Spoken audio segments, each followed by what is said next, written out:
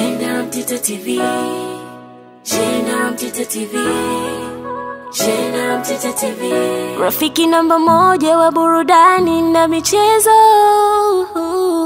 Rafiki namba moja wa burudani na michezo. Mabao mawili kutoka kwa mchezaji bora wa mchezo Clement Mzize Walid katika dakika za 39 na dakika ya 70, na kisha mabao mengine mawili yaliyowekwa wavuni na Stefan Aziz Ki katika dakika 43 pamoja na Cletus Chota Chama katika dakika 90 plus yaliwezesha Yanga wananchi kuibuka na ushindi mnono, ushindi wa mabao 4-0 wa ugenini dhidi ya Fountain Gate ya kule mkoani Manyara, kwenye mchezo uliofanyika kwenye uwanja wa Kwara kule mkoani Manyara, ambapo Yanga wakaibuka na ushindi huu mnono mabao 4-0, na hivyo sasa kuifanya Yanga izidi kujiimarisha kileleni mwa msimamo wa ligi kuu Tanzania bara ikifikisha pointi 70, huku mabao ikifikisha 68, yenyewe ikiruhusu mabao 10 tu, na kuifanya ijiweke katika mwenendo mzuri wa kutoa taji la 4 mfululizo la ligi kuu Tanzania bara kwa msimu huu sasa wa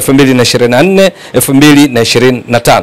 Sasa kutokana na ushindi wa leo hii dhidi ya Fountain Gate katika mechi ambayo Yanga litawala mwanzo mwisho, maana yake ni kwamba sasa Yanga wamewaacha watani zao wajadi Simba walio katika nafasi ya pili kwenye msimamo wa ligi kuu Tanzania bara kwa tofauti ya pointi 13, lakini Simba mnyama wana mechi 4 mkononi, kwa sababu Yanga wamecheza mechi 26, Simba wamecheza mechi 22.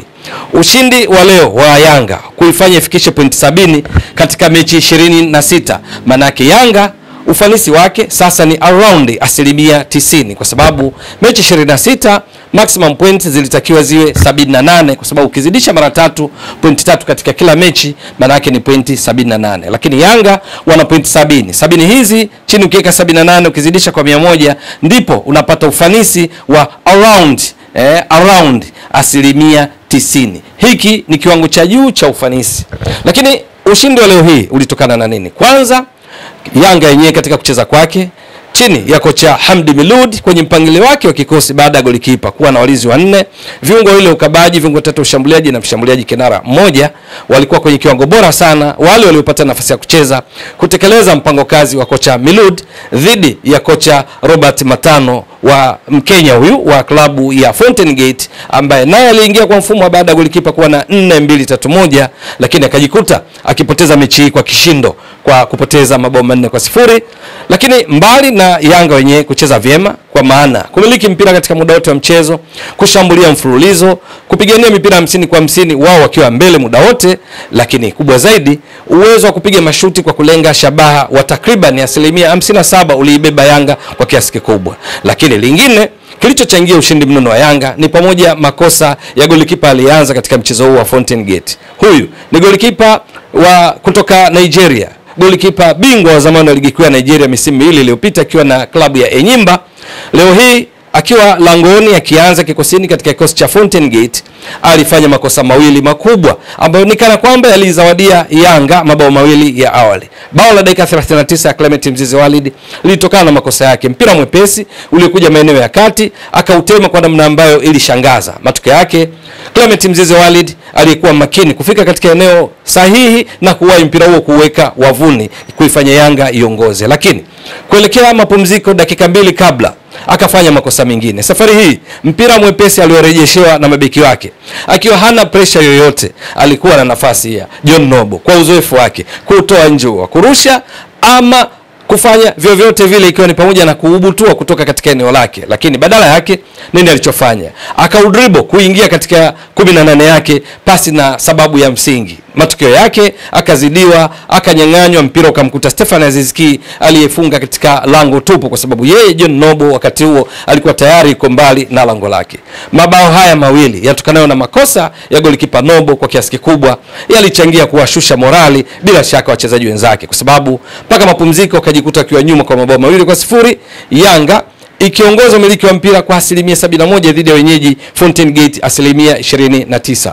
Kipindi cha pili Yanga wakaja na nguvu nyingine mpya zaidi, lakini safari hii wakipunguza kasi ya kumiliki mpira zaidi, badala yake wakiwa wao Fountain Gate wakiibuka kuongeza kasi ya kucheza mpira kulinganisha na kipindi cha kwanza, na wakati huo ilikuwa tayari kocha Matano ashafanya mabadiliko katika eneo lake la goalkeeping kwa kumtoa goalkeeper John Nobo akamuingiza goalkeeper Parapanda. Matokeo yake ni nini? Parapanda alifanya kazi kubwa kwa sababu baada ya hapo Yanga aliendelea kucheza kama kipindi cha kwanza, kwa maana kwamba kuwa ndio dominant katika mchezo, kutawala zaidi mchezo, wakifika zaidi langoni mwa Fountain Gate.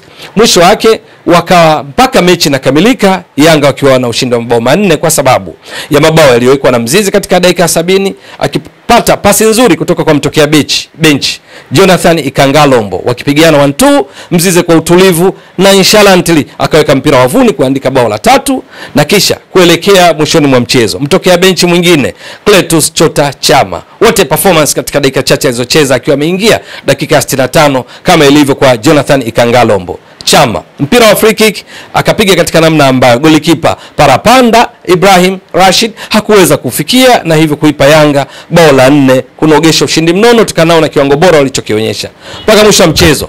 Umiliki wa mpira tunasema possession, Yanga walikuwa juu kwa wastani sasa asilimia 69 wao wakiwa wageni dhidi ya asilimia 31 za wenyeji Fountain Gate.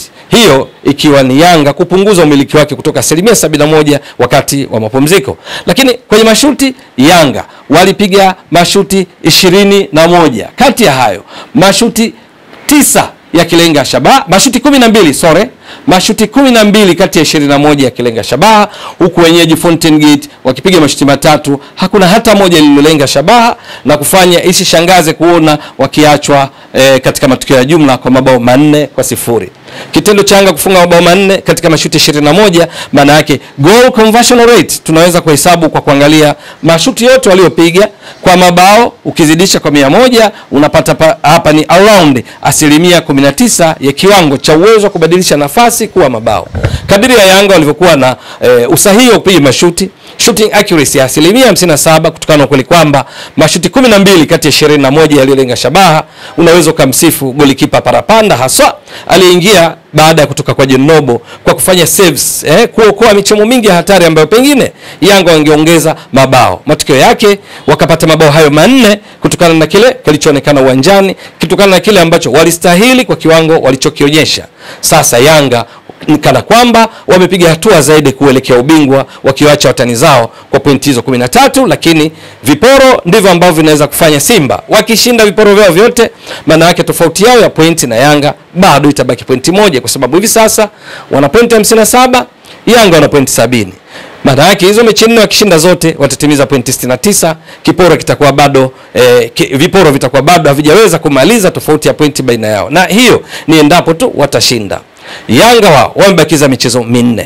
Je, itakuwa vipi? Maana mshindani wake katika kuwania taji la ligi kuu Tanzania bara kwa msimu huu wamebaki Simba tu. Maana Azam FC, Singida Black Stars tayari walishaga katika mbio za ubingwa, kwa sababu hata wakishinda mechi zao zote bado hawawezi kufikia pointi ambazo Yanga tayari wameshaziweka kibindoni. Kwa kile ambacho Yanga wamekionyesha leo hii ugenini dhidi ya Fountain Gate, hasa katika eneo la shooting, kupiga mashuti, kulenga shabaha kwa kiasi kikubwa kwa usahihi wa zaidi ya asilimia 50, ndicho ambacho pengine kinaweza kumpa jeuri zaidi kocha Milud kwamba kikosi chake kinaweza kwenda kutetea taji la ligi kuu Tanzania bara sasa kwa mara ya 4 mfululizo baada ya kutoa mara 3 mfululizo. Ni kwa nini? Leo hiyo mpiga mashuti 21, 12 on target, sawa na shooting accuracy, usahihi wa kulenga shabaha wa asilimia 57. Mechi iliyopita ya ligi kuu walicheza dhidi ya Azam, mashuti 10, 9 on target, shooting accuracy ya asilimia 90, walishinda 2-1. Lakini mechi ya nyuma yake tena walicheza dhidi ya Coastal Union ya Tanga, Yanga walipiga mashuti 11, 9 on target, maana yake shooting accuracy, usahihi wa kupiga mashuti kwa usahihi ulikuwa ni zaidi ya asilimia 80. Hata ukikumbushia mechi iliyopita kabla hii ya kombe la shirikisho la benki ya CRDB, Yanga pale walipocheza dhidi ya Stand United walipiga mashuti 14, 10 on target, wakashinda 8 bila. Kasi hii kama wataidumisha katika mechi 4 kwao zilizobaki kwenye makaratasi kwenye msimamo wa ligi kuu Tanzania bara, maana yake ni kwamba Yanga ni ngumu kusimamishwa na watani zao wa jadi Simba katika kutetea ama kutoa tena taji la ligi kuu Tanzania bara kwa msimu huu. Hata hivyo mpira wa miguu mpaka mechi ichezwe. Hizo mechi zilizobaki, je, Yanga wataendeleza kasi hii ambayo inawafanya wawe na mabao 68 katika mechi 26? Maana yake dakika 2340 wakifunga mabao 68. Hizo dakika 2340 ni matokeo ya mechi 26, mechi moja dakika 90 ndo zinatengeneza hivyo. Maana yake ni nini? MPG, minutes per goals. Yanga wanatumia kwa wastani dakika 34 na sekunde 25 kufunga bao katika safari yao hii mpaka sasa kwa mechi 26. Ni kiwango cha juu mno cha upachikaji mabao kwa idadi ya mechi walizocheza katika ligi kuu Tanzania bara, ligi nambari 6 kwa ubora barani Afrika kwa mujibu wa viwango vya soka vya shirikisho la soka barani Afrika CAF. Je, katika mbio hizi za farasi wawili, Yanga na Simba, huku Yanga ikiwa imeacha Simba pointi 13, lakini yenyewe imebakiza michezo 4 ili ihitimishe mechi 30 za ligi kuu. Simba inaonekana wamecheza mechi 22, bado mechi 8. Hapa sijaleta mjadala wa juu ya mechi ambayo baina yao bado iko mikononi mwa mamlaka kuona itachezwa ama ichezwe. Hiyo tuachane nayo, lakini kimsingi iwe imechezwa haijachezwa, lakini Yanga wamewacha Simba pointi 13 kuwa wameshatimiza pointi 70. Simba wana pointi 57, lakini Yanga wamecheza michezo 4 zaidi ya Simba. Je, itakuwa vipi? Hilo ni swala la kusubiri. Ewe mtazamaji wa channel hii, hakikisha unaendelea kuiunga mkono kwa kusubscribe, kushare, kulike na kucomment. Mwasilishaji wako ni mimi Ramadhani Mbwaduke almaarufu kama Mzee wa Data. Shukran jazilan. Bye bye.